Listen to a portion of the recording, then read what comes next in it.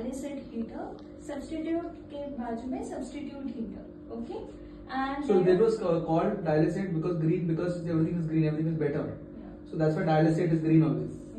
Yes. You are taking out the badness of the body. So that's why dialysate becomes green.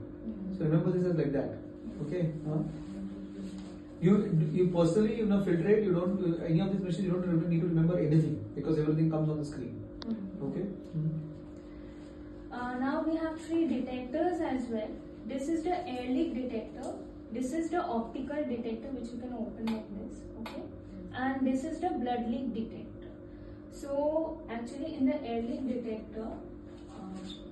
One more thing, this is the scale 3 and scale 4. Here the filtrate bag is placed. The filtrate bag we have is usually 10 liters in capacity. We hang it here. Okay. And here. इसका ये नहीं लिया क्या photo video नहीं रहा क्या video लेना चाहिए था ना you are taking it हाँ. And here we attach the filter. The filter which we use is ultraflux filter. Okay. We attach it here. I'll slowly explain the connections as well. But before that, what is dialysate fluid and replacement fluid? The dialysate fluid is the fluid which is used to facilitate diffusion of substances. And the replacement fluid, as sir has already explained, it helps in the ultrafiltration. Okay. So now the CRRT therapy modalities. There are 4 types of modalities which are used. One is SCUF, which is slow continuous ultrafiltration. This actually is based on the principle of filtration and it helps in removal of fluid only. The next one is continuous veno-venous hemofiltration, which helps in removal of small and middle-sized molecules. And it requires replacement solution, but you don't require dialysate solution for it. Then continuous veno-venous hemodialysis, which is based on the principle of diffusion, and through diffusion only small sized molecules can be removed, and it requires dialysate solution only. Fourth modality is continuous veno-venous hemodiafiltration. It is the highest modality which we use in CRRT machine, and it helps in removal of all kinds of solute along with fluid. So now you understand when I say what is D. D is diffusion. So removal of small molecules. When I say small, it means creatinine, urea. That's what it basically means. Okay, it doesn't remove the proteins out. Yes. So ammonia. Yes, it comes in that. Okay. Then you come. It's actually more in hemofiltration. Okay. So continuous veno-venous hemofiltration we discussed is convection. Is convection. So the small and middle molecules, cytokines and all comes here. Okay, these all comes over here. Small and middle molecules that will come over here. And this is only ultrafiltration. So first of all, when will you use continuous and when will you use intermittent? One is hemodynamics. That means the blood pressure is low, so I can't use intermittent. Why I can't use intermittent? Blood volume replaces. There is this sudden shift very fast. In intermittent hemodialysis, the blood volume replaces. Intermittently, we replace large volumes. No replacement. There is no replacement. There is no replacement only. Replacement इधर दिख रहा है तुमको. उसमें कोई replacement नहीं है. Why is intermittent not used? Because the volume is Blood flow will be already compromised. No, because the pump of the blood pump is very fast. The blood pump. Okay. Now here you have a blood pump, right? The pump that takes blood, takes blood from the body and sends it back into the body is a pump. Is a pump there? The pump in that circuit is very fast. 300 ml per minute, 400 ml per minute. That is the amount it is taking out. Now imagine you take 300 ml from the body and the patient is very sick. The BP will tremendously drop. Not only that, what is happening over here? In this patient, I can remove 50 ml per hour of ultrafiltrate. So if I want to remove 50 ml per hour of ultrafiltrate, or maybe even 50 ml per hour, so in 24 hours, how much will come out? 6 liters? I don't know how much will come out. I don't know how much. In 10 hours में कितना निकल सकेगा? 500 ml आएगा. 10 hours में in 24 hours how much will come? Somewhere around 1.5 liters. Even if I keep 100 ml per hour, I will be able to remove 2.4 liters in 24 hours. So normally what is happening when you are getting dehydrated, when your intravascular compartment is coming off, fluid from the interstitium is coming in. That's how your blood pressure is not dropping. So yesterday I ran a marathon 21 kilometers. I didn't fall down. How I didn't fall down? How I didn't fall down? Drinking. Because no, I'm not drinking. I was just running 21 kilometers and running the rain. I didn't fall down because when I was losing water, my interstitium was kicking in. So I do not need to go and sleep after the 21 and give me IV fluid. It didn't happen. I didn't drop my blood pressure. You're understanding? Because the speed with which I was losing fluid was adequate enough for the interstitium to fill water inside. As I told you, which is the maximum amount of fluid in our body? Interstitium. So if I'm going to lose fluid and if I have the capacity for my interstitium to move water inside, I will not get hypotensive. That is why marathon runners don't get hypotensive. Are you understanding? They don't get hypotensive. They are losing liters. I lost 2.5 kilos yesterday.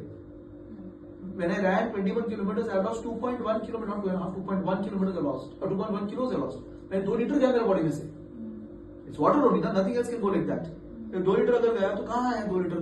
It came from the interstitium. Are you understanding? But what is happening in intermittent hemodialysis? I am going to remove 4 liters in 3 hours.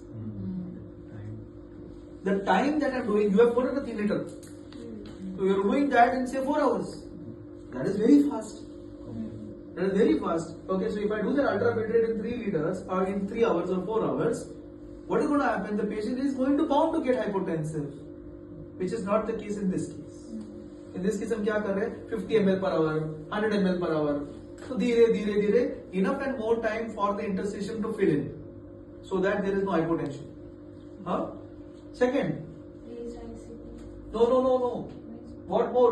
It's difficult to do with raised ICP, because okay, well, we'll come to that also. We can do raised ICP, but more important than that, if a patient, Slightly efficacy goes down because we have increased the arsenal CR. We do it for 72 hours. Efficacy is down in that because in this efficacy is better because you are also using convection, no?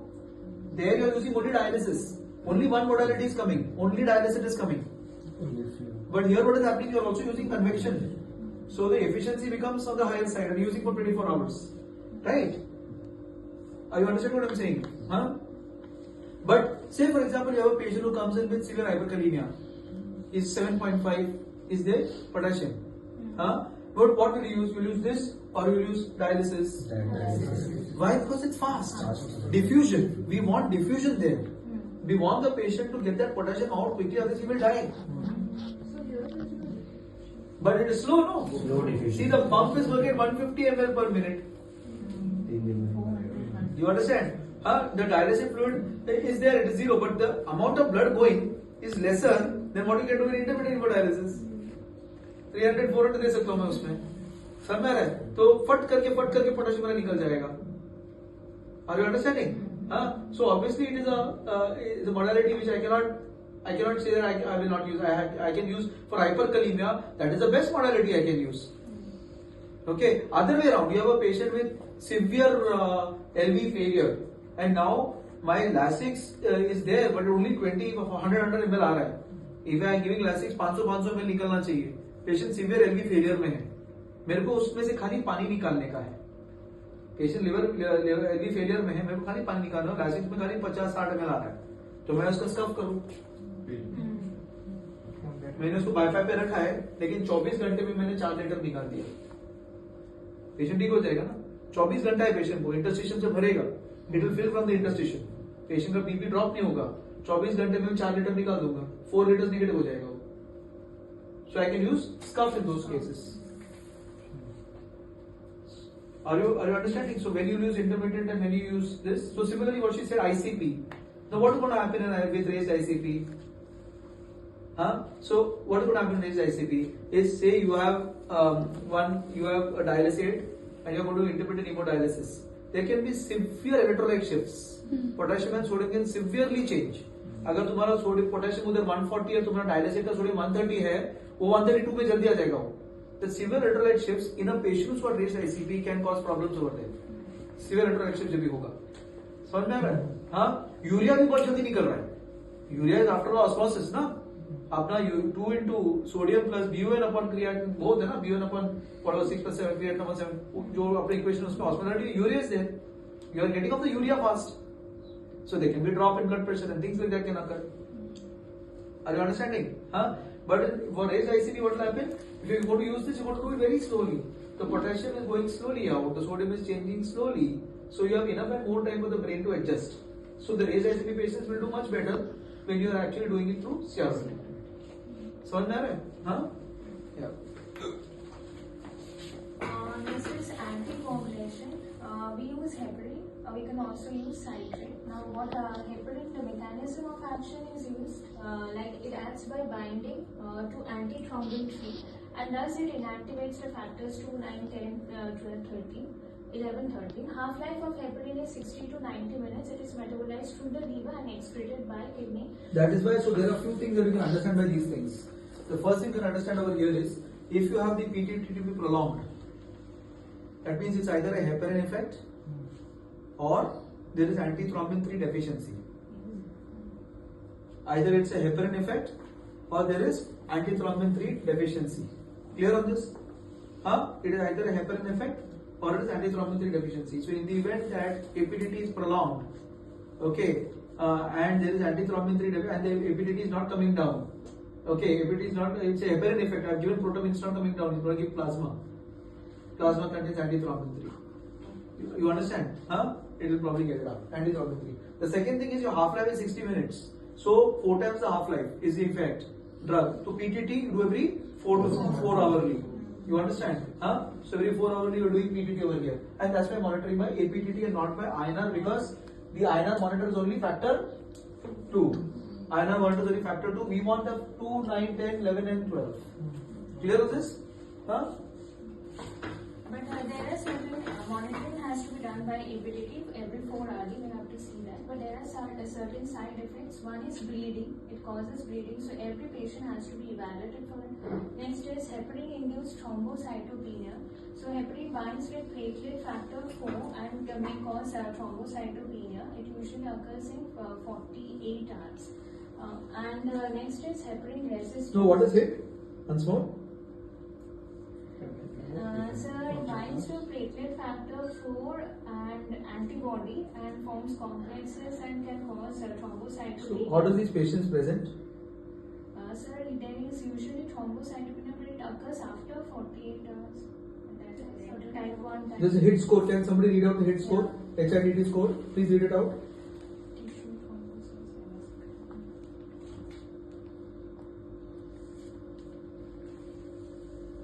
48 hours.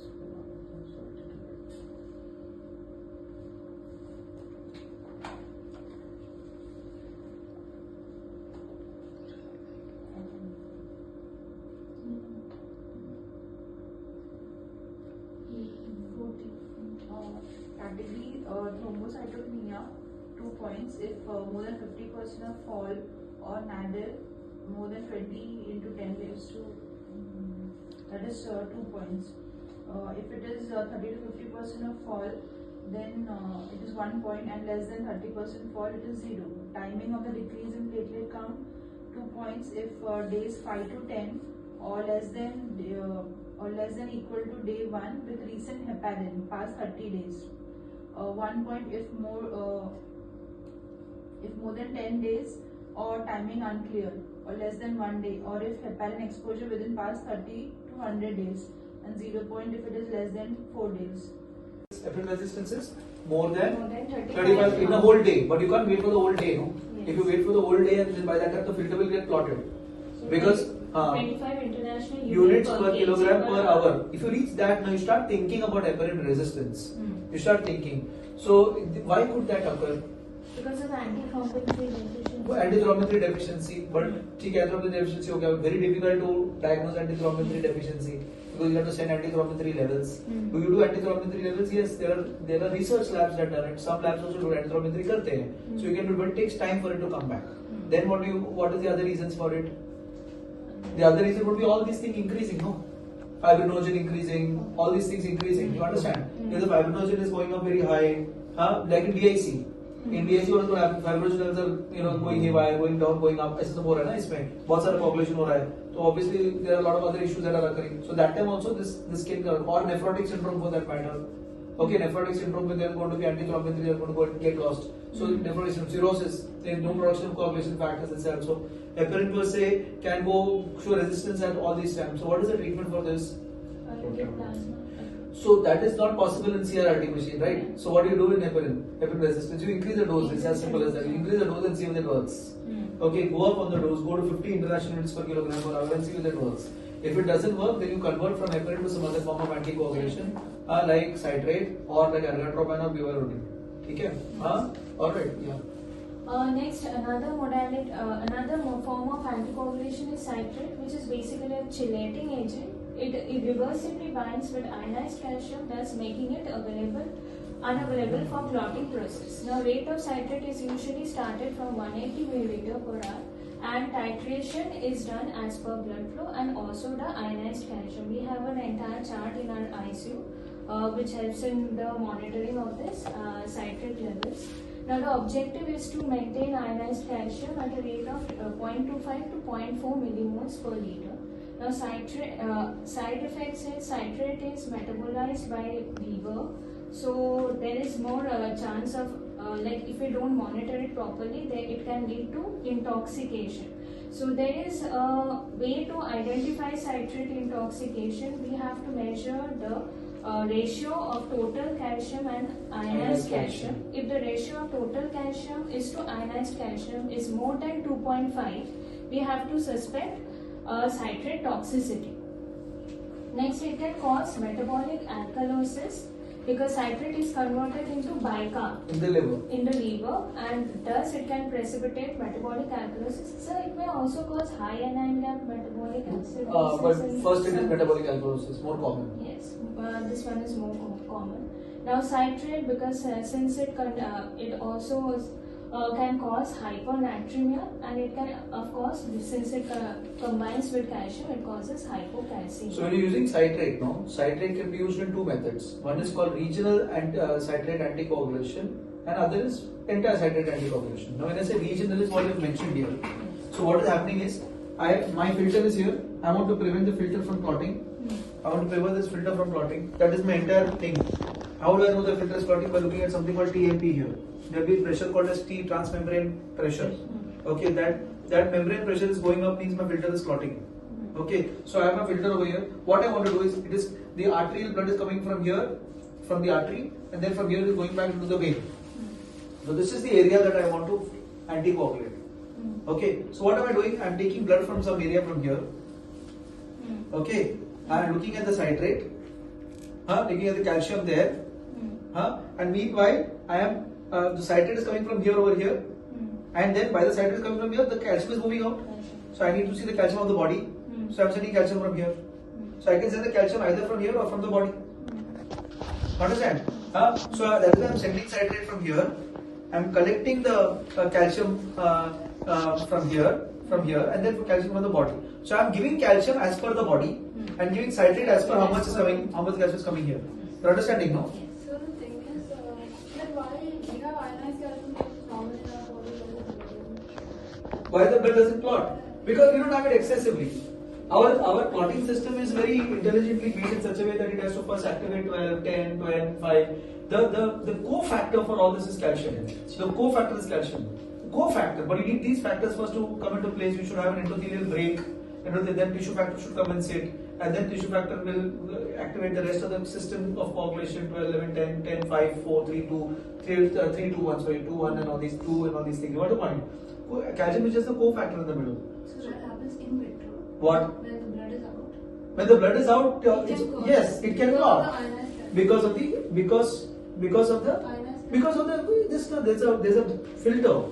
So the filter acts like the brake. It actually causes the clot. For example, if I take blood now here and I put it here, it will not remain bloody. It will clot. Yeah, but this is flowing. It's flowing, but there is the surface, no? There's a surface of so much tissues. There's a whole membrane that is over there. That membrane is acting as a nidus to initiate the coagulation pathway. The membrane is acting as a nidus for the initiation of the coagulation pathway. So if I remove the calcium out from there, the coagulation pathway will not work. It is a cofactor for everything. Are you understanding?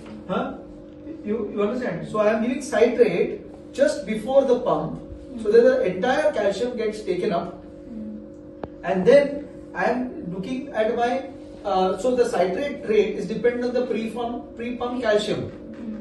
Pre-pump calcium is my citrate rate. Okay, and then because I am taking off all the calcium from there, body can have a problem, no, because there is no calcium going to the body. So that is why I then take calcium from the body and test the ionized calcium and give accordingly calcium. समझ में आ रहा है? You are clear? Huh? So that is for the body I am taking. I can do it in that area only. I can do it that I can give the citrate from here and give the calcium from here. I can do that also. That is called regional citrate anticoagulation.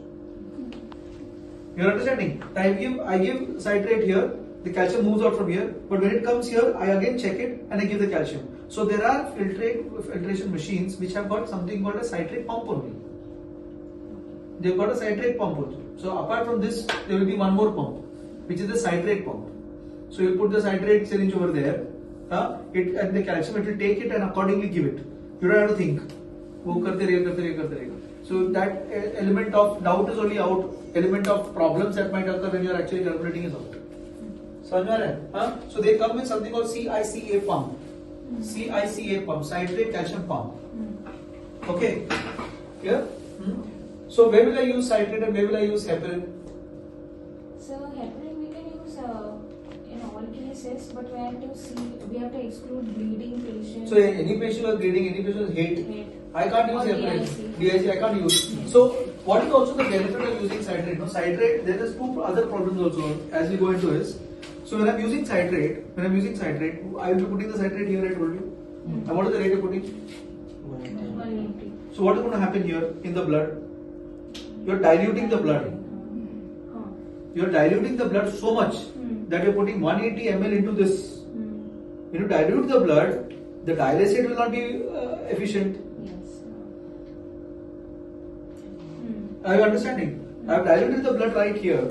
So in the compartment of the dialysate, in the compartment of the filter, where you have a membrane, you have blood, and you have dialysate going in opposite direction. The dialysate pump is there, no? It's going in the opposite direction. This concentration will reduce. Yes. Since this concentration reduces, the approximation reduces, the efficiency of the machine comes down. That is one part of the story. The second part of the story is that because you have diluted the blood so much from there, the filtration will, the clotting will reduce. Because it's like flushing, no? It's like flushing all the time, like you said, it's moving. It's like flushing all the time. Since it's flushing all the time, it might remain for a longer period of time. That is why if you see in other hospitals, they use heparin and their filter dies off in a day and a half. Whereas in our hospital, we use once and it goes on for 3 days and 3.5 days till it actually says stop it. Because we use pre-filter citrate. You understand? You are understanding? Because we use pre-filter citrate, we are able to actually stave off, we are able to use a CRT machine for a longer period of time. You understand? Huh?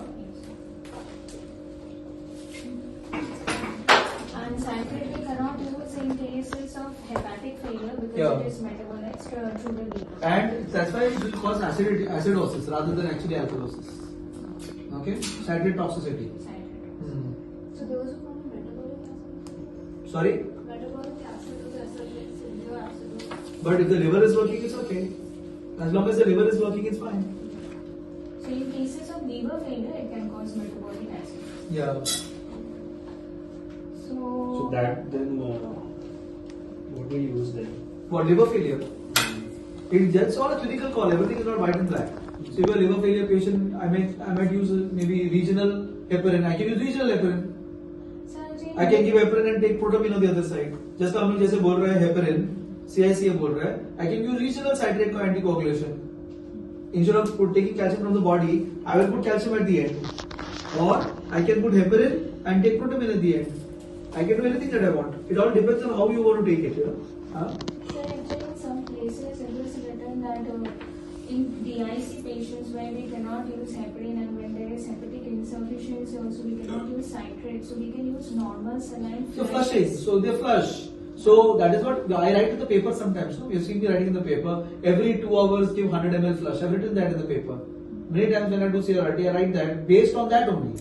Based on the fact that I can't give heparin, I can't give citrate. I write over there every 2 hours flush by 100 ml, and then they flush from the fluid, actually from fluid over here, and then they flush it from here.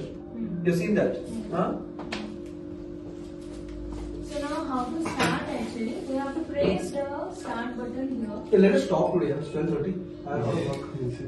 Huh? Yes, sir. Not bother work living. Hello? Yeah.